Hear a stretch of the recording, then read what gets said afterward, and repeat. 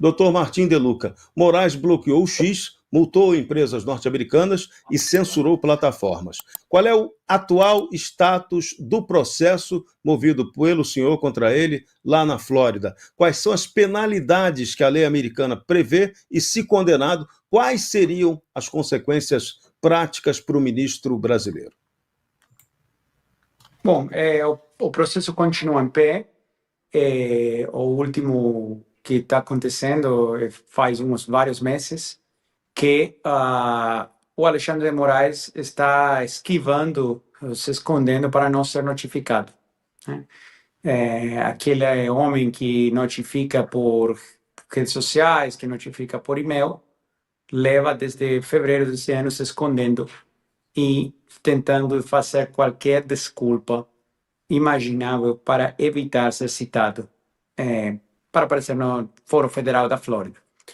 Ele tem feito isso de diversas formas. Vocês se lembram que quando começou o processo lá em fevereiro, o Alexandre Moraes, o Jorge Messias, que agora, ironicamente, é uma piada de mau gosto, é candidato para uma vaga no mesmo STF, saíram falar que o Alexandre Moraes ia se defender, que ia brigar contra o processo, que ia aparecer no Fórum Americano. A AGU gastou, sei lá, 4 milhões de dólares, uma coisa assim, para contratar um escritório para aparecer no processo na Flórida, defender a instituição do STF, defender o Alexandre Moraes. E até o dia de hoje ninguém apareceu.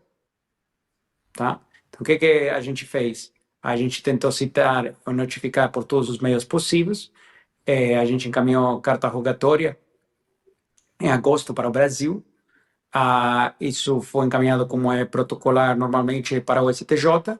E uma coisa que deveria demorar um par de semanas, levar vários meses. O que aconteceu no STJ? Bom, primeira coisa, como todo ator transparente e democrático, ordenaram sigilo de justiça. Ok? O processo nos Estados Unidos é a Trump Media e a Rumble que está processando, para ser claros. E a Rumble e a Trump Media não pediram nenhum sigilo de justiça. O processo nos Estados Unidos é totalmente transparente e aberto, não tem segredo de justiça. Mas quando isso chegou na CTJ, pediram segredo de justiça como se fosse uma questão de segurança nacional. Aí pediram comparecer da PGR, né, e da AGU, as quais compareceram que era coisa que não acontece jamais, né, uma anomalia total. Mas, sim, o que pode esperar de uma pessoa como Moraes, além de jogar sujo?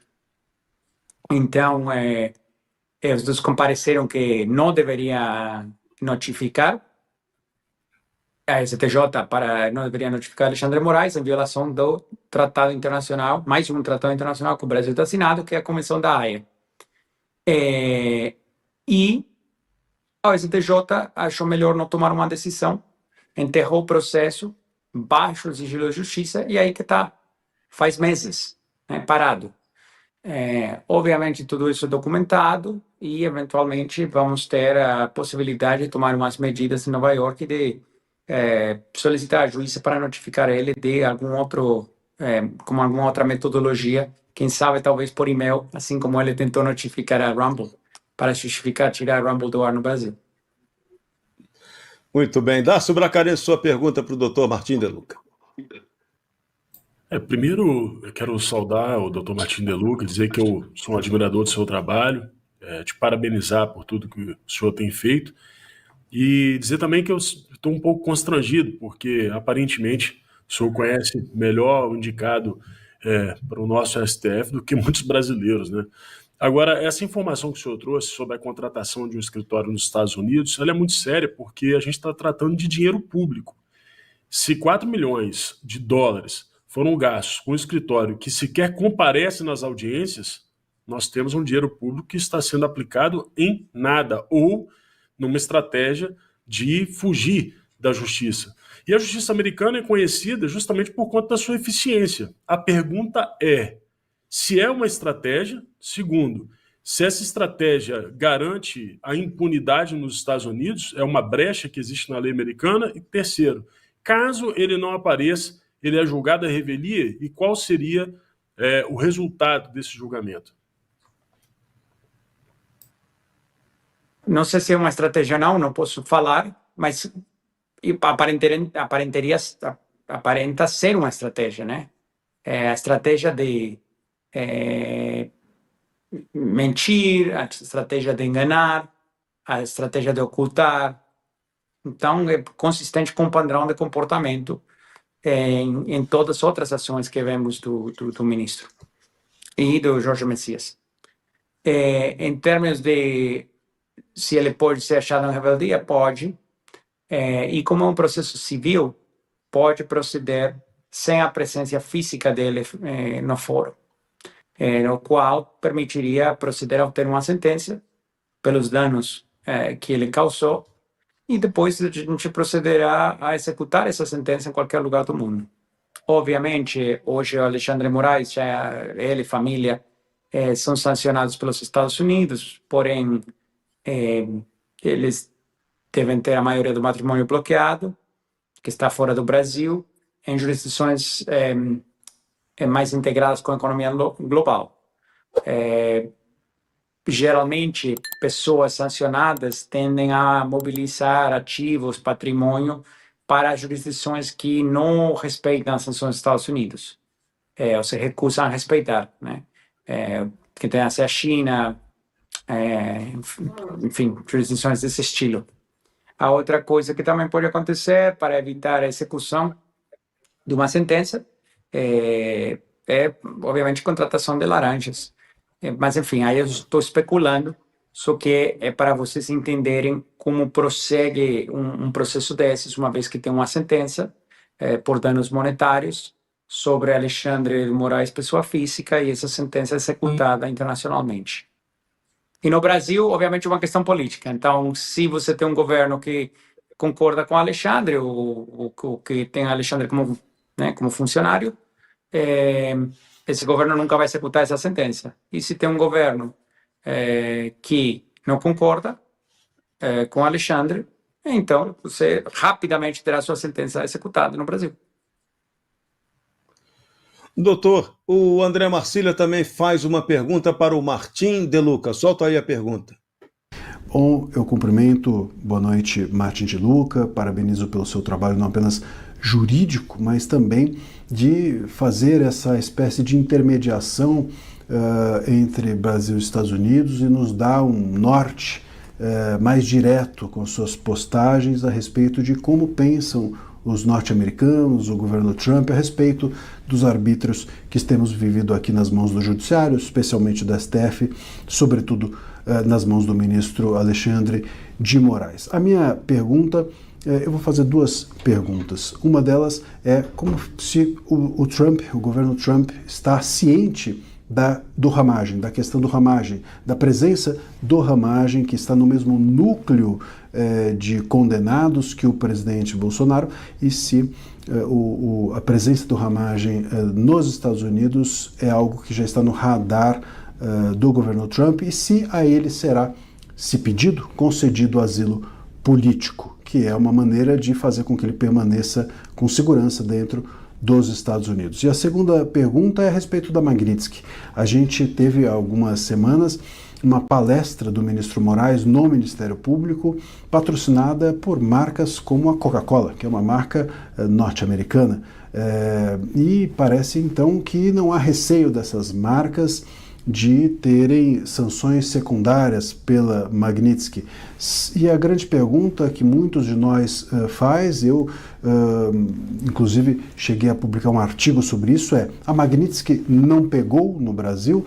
A Magnitsky tem teto, tem limite para aqui dentro do país?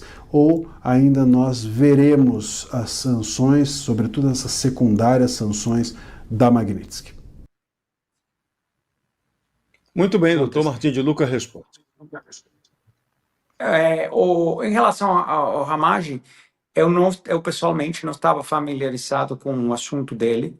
Eu não tinha conhecimento que ele estava nos Estados Unidos até hoje, quando foi divulgado nas notícias que o Alexandre de Moraes estava tentando tirar o mandato de mais um dignatário público eleito. e que esse dignatário público, esse deputado, se achava nos Estados Unidos. Eu não tinha conhecimento, eu não sei se o governo dos Estados Unidos tem conhecimento, mas eu com certeza não tinha. Mas agora, claramente, todos temos conhecimento. Em relação se ele receberá asilo político, não estou familiarizado com as circunstâncias dele, não conheço o caso dele em detalhes. Mas o que eu posso te falar é que hoje em dia, qualquer pessoa que é vítima da perseguição do Alexandre de Moraes, dependendo dos fatos, circunstâncias de cada um, mas em geral, tenderia a, obviamente, encaixar no critério de asilo, né? Porque é uma perseguição despiadada, sem nenhuma base na lei, a menos que seja a lei da canetada. E, na minha opinião pessoal, encaixa nos critérios do asilo político. Então, sem conhecer o caso dele especificamente, eu imaginaria que, assim, é como as pessoas que acabaram escapando do regime de Castro em Cuba, o de Chávez, o Maduro, são todas pessoas que normalmente recebem o asilo político porque a situação do país é tão conhecida e reconhecida internacionalmente que não tem outra alternativa. Obviamente, o Brasil, com um número crescente de exiliados políticos, cada vez essa situação é mais clara, né? É mais óbvia, e um excelente jeito de você se avaliar a veracidade do que eu estou falando e que se manifesta é pedidos de extradição, né? Já tivemos Estados Unidos diversos, teve Itália, Espanha, recusando os pedidos de extradição do Alexandre de Moraes, que são basicamente crimes políticos, né? Crimes de opinião. Até na administração do Biden, foi recusado o pedido de extradição do Alan dos Santos por mais crimes de opinião. Então, especialmente nos Estados Unidos, isso é um valor raiz da sociedade americana, não importa partido político, se é republicano, se é democrata, pessoas não são extraditadas dos Estados Unidos por crime de opinião. Todos estamos unidos em isso, e eu não acho que vai ter muitas opiniões contra isso. O caso do Alan dos Santos é um perfeito exemplo, né? Então, não sei se isso responde à sua inquietude sobre Ramage. E a segunda pergunta, você tinha, se puder repetir, por favor, que não queria esquecer. Ele perguntou sobre a questão da lei Magnitsky. Se a lei Magnitsky está sendo desrespeitada no Brasil. Certo, certo. Olha, a melhor coisa para fazer, em vez de reclamar nas redes sociais, assim, reclamar nas redes sociais é sempre ótimo. Não estou falando deixem de fazer isso. Mas a melhor coisa para fazer quando vocês são testemunhas de uma situação dessas é simplesmente escreve para a empresa, tá? Todas as empresas multinacionais, todas as empresas listadas na Bolsa de Nova York, todas as empresas do calibre da Coca-Cola têm compliance, tem toda uma área de compliance. A área de compliance não é só anticorrupção, é anti-sanções, né? Cumprimento com sanções econômicas, etc. Então, se você está indo num evento, você vê uma pessoa sancionada palestrando e se beneficiando do patrocínio, simplesmente liga para a hotline ou encaminha um e-mail para o canal de denúncias da empresa, tá? E informa a área de compliance do que está acontecendo. Geralmente, assim, as multas são tão grandes e a responsabilidade civil é estrita, tipo, nem requer de culpa nem conhecimento da empresa. Só se indiretamente beneficia uma pessoa sancionada, a empresa pode ser responsabilizada. Então, essas empresas, por medo, né, obviamente, por preocupação, inquietude, que aquele denunciante também vai denunciar ao FAC ou vai denunciar ao Departamento de Estado, normalmente a área de compliance toma as medidas corretivas imediatamente. Então, um dos jeitos mais efetivos de lidar com esse assunto é simplesmente entrar em contato com as empresas, informar sobre o que aconteceu e, pelo que eu tenho observado na minha experiência, as empresas, assim, de bem, empresas normais, tendem a reagir bem rápido. Não quero especular sobre o caso da Coca-Cola, porque eu não sei, mas pensem que estamos falando de empresas com centos de milhares de funcionários, operando em mais de 100 países, e pode ser que alguma coisa, né, aconteça sem conhecimento da matriz. Ou os executivos da Coca-Cola que nem perceberam que Alexandre Moraes está lá, ou organizadores de evento que esconderam para o pessoal da Coca-Cola que uma pessoa sancionada está palestrando ou recebendo, não sei se foi o caso ou não, derivando algum benefício do evento. Mas, geralmente, se a empresa, né, a nível matriz tem conhecimento, cortam isso imediatamente. Muito bem. Fabiana Barroso, sua pergunta para o doutor Martim de Luca. Vou aproveitar e vou fazer duas perguntas diferentes também. Uma delas é em relação à embaixada aqui dos Estados Unidos no Brasil, que o ministro Alexandre de Moraes, naquela fatídica sentença que converteu a prisão domiciliar em prisão preventiva, citou, né, a embaixada dos Estados Unidos. Ele fala de organização criminosa e coloca lá que eram 13 quilômetros, o que nos leva a crer que na cabeça dele ele acha, além de não ter cabelo, ele acha também, né, que os brasileiros ou os americanos estávamos bolando um plano para retirar o presidente Bolsonaro daqui do Brasil. Esse é um ponto. O outro ponto é, você fez uma declaração muito justa e lúcida em relação à reação dos brasileiros, que tem que haver, e aí a gente tem duas reações, uma na Câmara tentando pautar a anistia e outra no Senado também tentando revogar a lei, né, que dá ensejo para essas condenações absurdas. Esse é um bom começo ou ainda a gente precisa de mais? Bom, em relação ao comentário do Alexandre sobre a distância da embaixada, achei engraçado, porque o cara, ele é tão inefetivo para atingir credibilidade que até quando está fácil para ele pisa na bola. Então, se você tem uma pessoa que por um surto emocional ou o que for, acaba manipulando a tornozeleira, é tudo o que você precisa. Para que pisar na bola e falar da distância da embaixada americana da casa de Bolsonaro? Porque a distância geográfica de 13 quilômetros, se eu não me engano, é a mesma, faz 3 anos, né? Os últimos 3 anos a embaixada americana não mudou, a casa de Bolsonaro não mudou, os 13 quilômetros sempre estiveram aí. Eu não sei quanto é a quilometragem até a embaixada argentina, a embaixada paraguaia, a embaixada de Israel, a embaixada da Hungria, a embaixada de qualquer outro país que na cabeça do Alexandre poderia estar conspirando, né?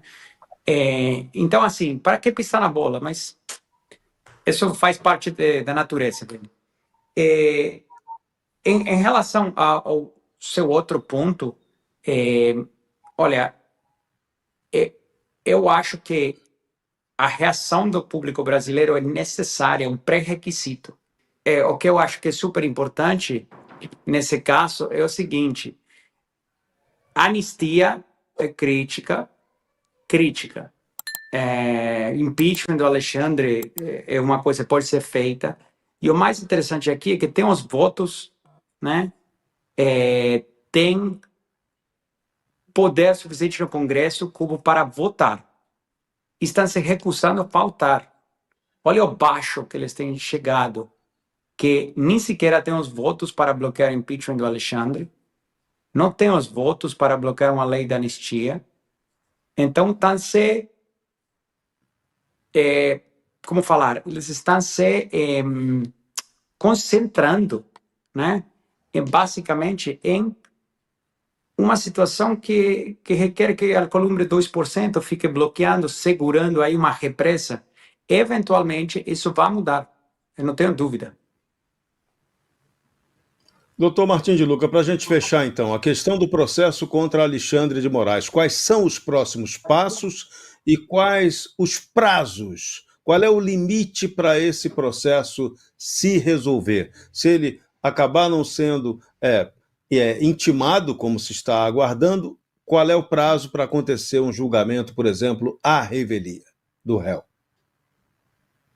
Olha, eu acho que o próximo passo vai ser que a Corte Federal determine se as ações das autoridades brasileiras estão deliberadamente frustrando ou não a notificação para Alexandre. Se estão frustrando isso de má fé, a juíza na Flórida poderia chegar à conclusão que Alexandre pode ser notificado por outros meios.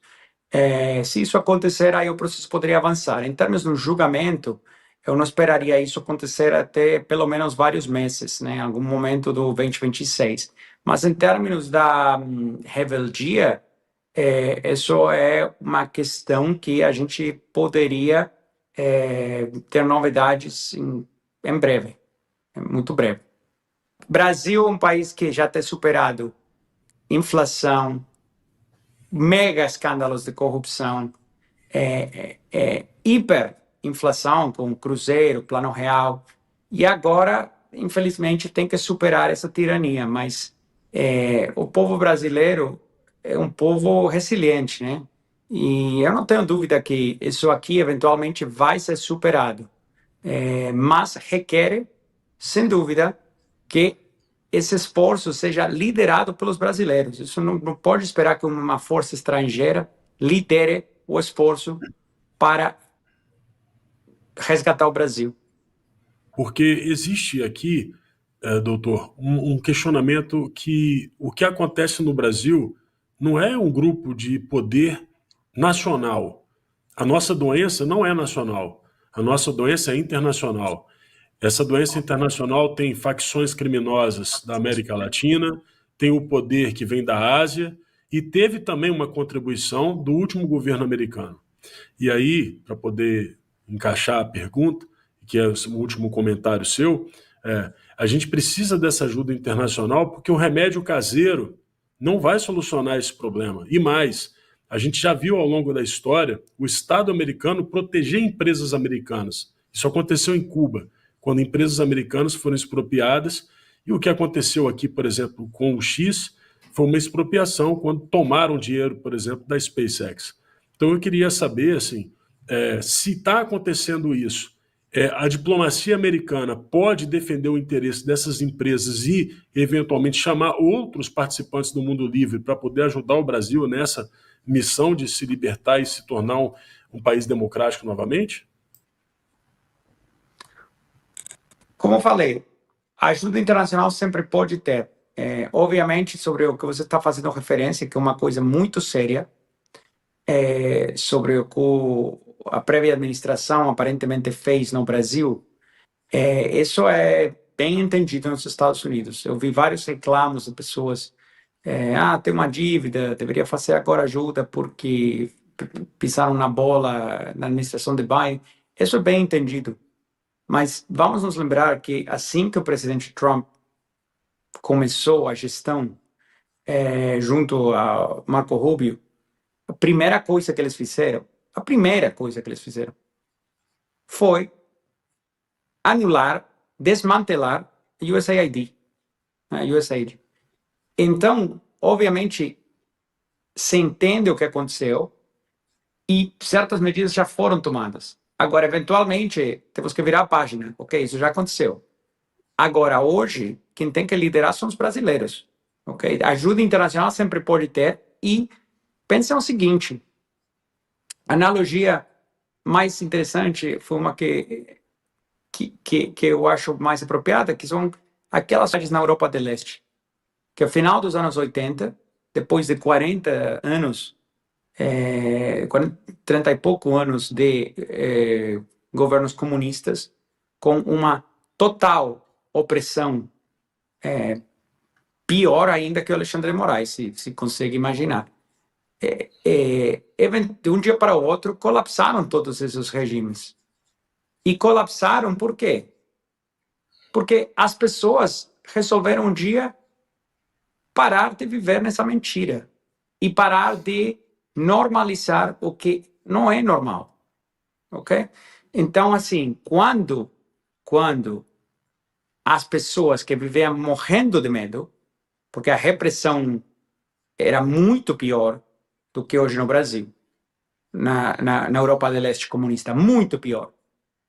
E quando as pessoas conseguiram superar seu medo e começar a atuar de forma coletiva e essencialmente rejeitar viver desse jeito, primeiro que não precisaram de violência, segundo que os regimes que estão acostumados ao controle absoluto não souberam nem como reagir. E terceiro, que a comunidade internacional, e com certeza os Estados Unidos, esteve bem detrás deles e apoiou totalmente. Mas essa força é suplementar quando o povo lidera. Não pode ser a força estrangeira que lidera e o povo acompanha. É o reverso.